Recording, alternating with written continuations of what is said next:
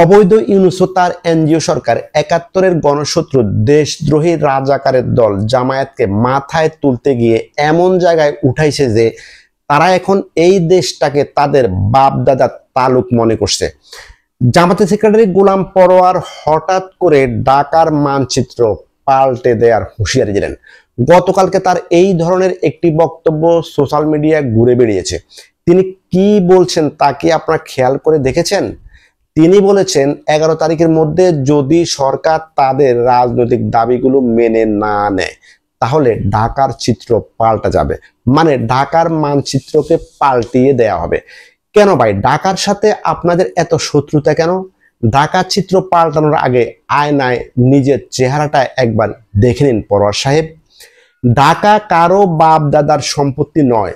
এছাড়াও আপনি যাদের প্রতিনিধি তারা তো ৭১-এ এই দেশটার জন্মটাই মেনে নেয়নি। ভাবছেন কি সবাই ভুলে গেছে? জামায়াতের সশস্ত্র বাধা প্রতিরোধ করেই ৭১-এ এই দেশ স্বাধীন হয়েছিল। আপনার দল তখন পাকিস্তানি সেনাদের সঙ্গে মিলে বাঙালির রক্তে হাত রাঙিয়েছিল। আর আপনি সেই দলের নেতা হয়ে যদি বলেন ঢাকার চিত্র পাল্টে দেব, তাহলে সেটা কি দেশের মানুষের সাথে এক রকমের মশকরা নয়? আপনারা ভুলে গেলেও দেশের মানুষ এখনো সেই ইতিহাস ভুলে যায়নি। যাদের কারণে মা বোনেরা লাঞ্ছিত হয়েছিল, মুক্তিযোদ্ধারা প্রাণ দিয়েছিল, তাদের মুখে এখন ঢাকার মানচিত্র পাল্টানোর হুমকি শুনে হাসি পায়, দুঃখ লাগে। পরোয়ার সাহেব, আপনি বলেছেন ১১ তারিখের আগে সরকার আপনাদের দাবি মেনে না নিলে ঢাকার চিত্র পাল্টে যাবে। প্রশ্ন হলো, আপনারা কোন দাবি নিয়ে নামছেন? জুলাই সনদ, পিআর, গণভোট? এসব সাধারণ মানুষের জীবনে কি পরিবর্তন আনবে?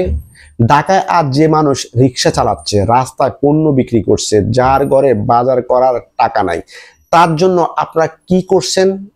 এই দাবিগুলো কি রিক্সাওয়ালা দিনমজুর খেটে খাওয়া মানুষের জীবনে একটু শান্তি আনবে? এখানে কি তাদের জন্য কিছু বলা আছে? এগুলো তো আপনারা ক্ষমতা ভাগাভাগির জন্য করেছেন। আর এই ক্ষমতা উপভোগের জন্যই এখন হাজার হাজার মানুষ কর্মহীন, মিল কারখানা বন্ধ, চাকরি নেই, ব্যবসা নেই। ঢাকার মানুষ প্রতিদিন ভয় নিয়ে ঘর থেকে বের হয় আপনাদের আন্দোলন নামের এই অরাজকতার কারণে। তাকে ইচ্ছা তাকে আওয়ামী লীগ ট্যাগ দিয়ে রাস্তা থেকে পুলিশের হাতে তুলে দেওয়া, এটা কোনো রাজনীতি নয়, এটা সন্ত্রাস। ঢাকার অলিতে গলিতে আজ চুরি, চিন্তায়, চাঁদাবাজি, মানুষ অতিষ্ঠ। মানুষ এখন চায় নিরাপত্তা, চায় কাজ, চায় স্থিতিশীলতা। কিন্তু আপনারা ক্ষমতার জন্য মানচিত্র পাল্টানোর হুমকি দেন। ভুলে গেলে চলবে না যে এই মানচিত্রে লাখ লাখ শহীদের রক্ত লেগে আছে। এই মানচিত্রে আছে বঙ্গবন্ধুর স্বপ্ন, মুক্তিযুদ্ধের চেতনা। সুতরাং এটাকে নিয়ে খেলতে আসবেন না ভাই। আরেকজন কি জানি তাদের বাসায় নায়েবে আমির সৈয়দ আব্দুল্লাহ তাহের, তিনি বললেন সোজা আঙ্গুলে ঘি না উঠলে আঙ্গুল বাঁকা করব।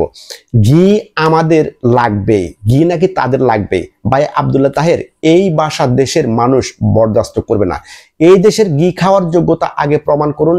যে দেশের জন্মই আপনার দল মেনে নেননি, যে দেশের স্বাধীনতার বিরুদ্ধে ছিল আপনার দল, সেই দেশের সম্পদ নিয়ে কথা বলার নৈতিক অধিকারও আপনার নেই। সুতরাং এই দেশটা জঙ্গিবাদ, রাজাকার আর পাকিস্তানি ভাবধারায় ফেরার জায়গা নয়। দেশের মানুষ এখন আগের চেয়ে অনেক সচেতন। তারা জানে কে তাদের পাশে আর কে তাদের ধ্বংস চায়।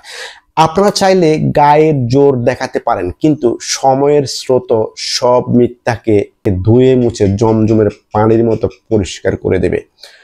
মনে রাখবেন, ৭১ কখনো ২৪ হবে না। বঙ্গবন্ধু, মুক্তিযুদ্ধ, স্বাধীনতা এসব নিয়ে আপোষ করবে না বাংলাদেশের মানুষ। তাই পরোয়ার ভাই, ঢাকার মানচিত্র পাল্টানোর আগে একবার আয়নায় নিজেকে দেখে নিন। দেখবেন যেটা পাল্টানোর দরকার সেটা ঢাকা না, সেটা আপনাদের দলের মানচিত্র। চ্যানেলটিকে সাবস্ক্রাইব করে পাশে থাকবেন। দেখা হবে পরবর্তী ভিডিওতে। সেই পর্যন্ত সবাই ভালো থাকবেন।